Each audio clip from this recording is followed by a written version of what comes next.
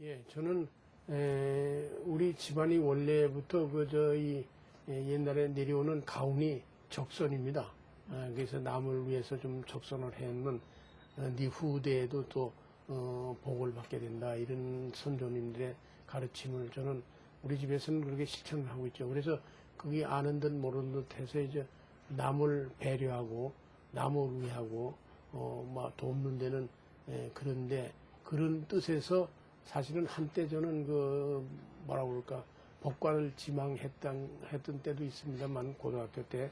그래서 의사를 택해서 결국 의사가 돼서 지금 열심히 일하는데, 이런 의사에 대한 직업을 통해서 봉사를 해보자 그랬던 겁니다. 그래서 이제 열심히 의사로서 열심히 일하려니까 로타리도 물론 젊을 때부터 하는 사람들이 있어요.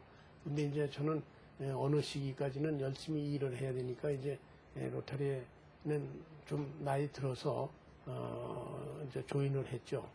그 대신 이제 늦게 시작을 했지만 남을 돕는 데는 그게 정말 보람을 느끼고 이렇게 쭉 살아왔어요. 그러니까 지금도 병원에 열심히 근무하고 아침 7시면 출근하고 막 이렇게 열심히 합니다만, 일주일에 한 번은 제가 로타리의 조찬회 모임에 나가서 그리고 조찬회 모임에 나가면 조금이라도 성금을 해야 될 거 아닙니까? 한 번에 2만 원씩 3만 원씩이라도 이렇게 해서 거기 모아줘 가지고 결과적으로는 이제 어려운 사람들 돕는 거고, 때가 됐을 때 그리고 또 경우에 따라서는 이제 많은 돈을 이제 기부를 하죠. 그래서 이제 돕는 그런, 최근에는 또 이북에 갔다 온 거를 계기로 해가지고 사랑의 친구들이 또 거기 같이 일하자고 그래서 거기에도 이제 같이 참여를 하고 있습니다. 세계에서 뭐 위암 수술하게 되면 제일 많이 했는데, 지난번에 이게 낼 때까지 13,559회죠.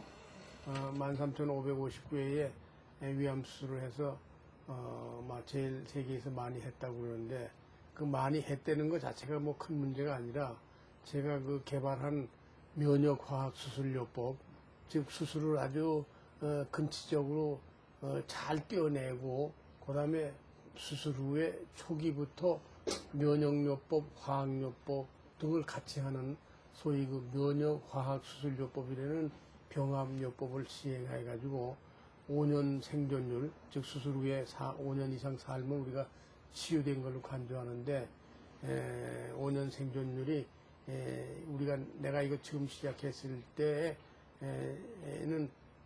1966년대 그때 불과 한 25% 미만이던 것이 48.5%, 거의 배가 되도록 이렇게 생존율을 늘렸습니다.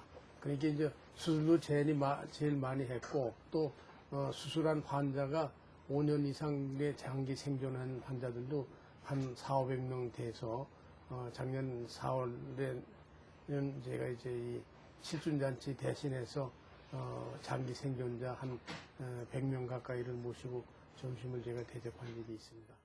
면역화학 수술요법이라는 건 이제 제가 이제 한 70 졸업 후에 쭉 지금 위암을 주로 해가지고 연구해 왔습니다만, 어떤 경우에는 이건 뭐 틀림없이 완치가 가능하다고 그런 환자도 한 2~3년 후에 재발되는 수가 있고, 또 어떤 환자들은 이거는 도저히 수술도 못하겠다 이래서 다른 대학병원 같은 데서도 기권한 상태에서 저한테 와가지고 수술했는데 몇 10년 살고 있는 사람도 있고, 이렇게 봤을 때 그거는 외과 의사의 수술 기술에 따른 것뿐만 아니라, 물론 그게 제일 중요한 요인입니다만은 환자의 면역 능력, 체력, 그것이 더 크다는 것 같다가 제가 생각을 해서 이제 암 환자들에 있어서의 면역 능력, 특히 세포성 능력을 갖다가 측정을 했어요.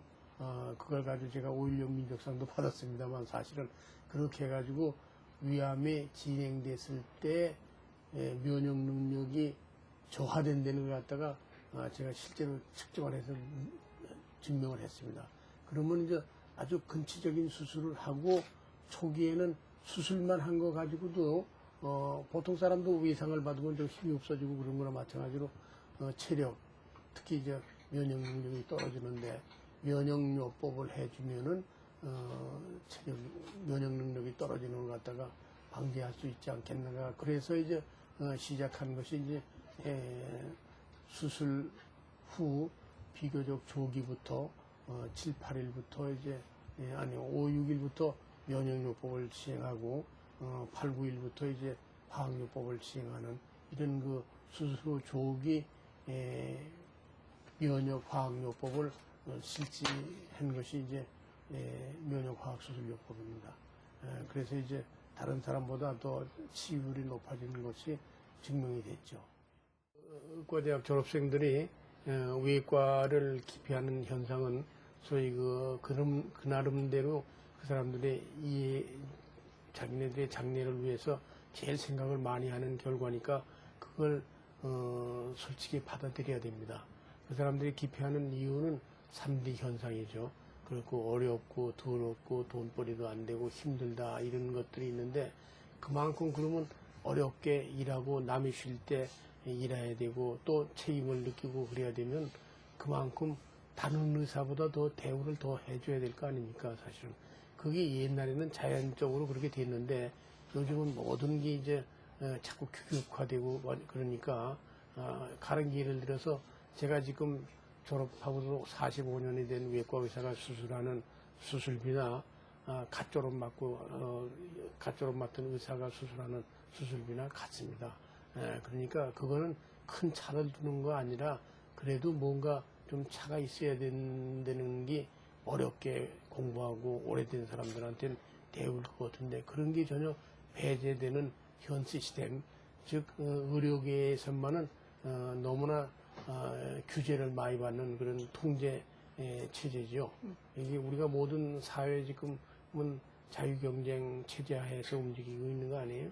근데 이제 그렇게 의료계만은 안 되니까 앞으로도 그렇게 좋아질 전망이 없다고 그러니까 전문 의사들이 외과를 기피하는 겁니다. 근데 이제 전부가 외국에 나가서 그러니까 지금 경제적으로 여유가 있는 사람들은 의료보험이 없더라도 외국에 나가서 많은 몇십 배 아니면 몇백 배의 진료비를 내고 수술을 받고 오는 그런 현상이 나오잖아요. 그건 여러모로 손해죠. 그 개인으로도 돈을 너무 냈을 뿐만 아니라 국가적으로도 큰 손해니까 이런 데 대해서는 정부에서 좀 특별한 연구를 통해서 그 외과 의사들에 대한 수입을 좀 더 받도록 노력한 것만큼 그저 외과 의사라고 더 받으려는 게 아니라 그만큼 일을 한 것만큼 더 대우해주는 그런 사회 시스템이 말하자면 온화 시스템이 있어야 됩니다. 국민들이 암에 대한 올바른 인식이라는 게 제일 중요한 겁니다. 올바른 인식에는 말씀하신 대로 예방, 암을 정복하기 위해서 우리 인류의 공적이 암이니까 암을 정복하기 위해서는 어떻게 해야 되겠는가. 그게 암을 안 생기도록 하는 예방을 해야 되는 게 제일 좋고, 그 다음에 일단 생기면은 조기 진단, 일찍 진단하는데, 그 조기 진단을 2차 예방이라는 얘기를 해서 그 중요성을 강조하기도 하는데, 그 다음에 일찍 진단한 다음에 합리적인 치료를 해줘. 치료에는 그렇게 수술을 비롯해서 화학요법, 면역요법, 그 다음에 방사선요법 같은 것들이 있는데 제일 중요한 역할을 하는 게 사실 수술요법이죠.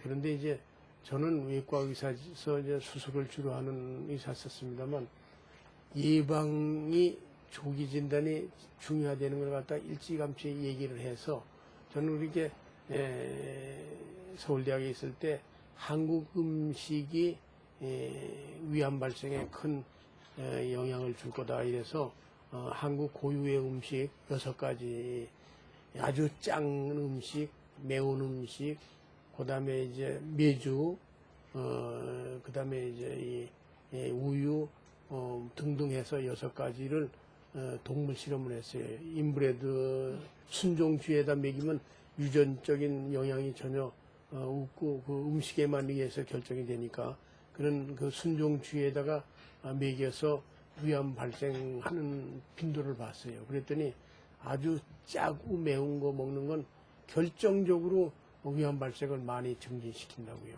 짜고 먹게 먹고 맵게 먹는 거를 우리나라에서는 안 해야지. 그거 이외에 이제 짠 음식, 뭐 생선 절인 거 이런 것들도 물론 먹지 말아야 되죠.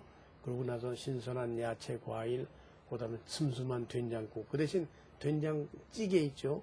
그건 안 돼요. 왜냐면 찌개라는 건 짜면 소금의 효과가 슴슴한 된장국에 암 억제 작용을 갖다가 그냥 커버해버리고 짠 음식이 되니까 안 됩니다. 이렇게 슴슴한 된장국 먹는 건 오히려 위암 발생을 적게 한다. 그래가지고 수태그 계몽을 했습니다. 아직도 제가 뭐 무슨 때만 있으면 예방에 대해서 강조를 합니다. 왜냐하면 제가 아까도 얘기했지만 외과 의사로서 아무리 수술을 해봐도 재발할 건 재발하고 그러니까 보다 효과적인 위암의 그 정복을 위해서는 예방, 국민 계몽을 통해서 음식을 좀 통한 예방 활동이 더 중요하다. 그리고 그 다음에 발생된 거는 조기에 진단 붙이는 게 중요하다.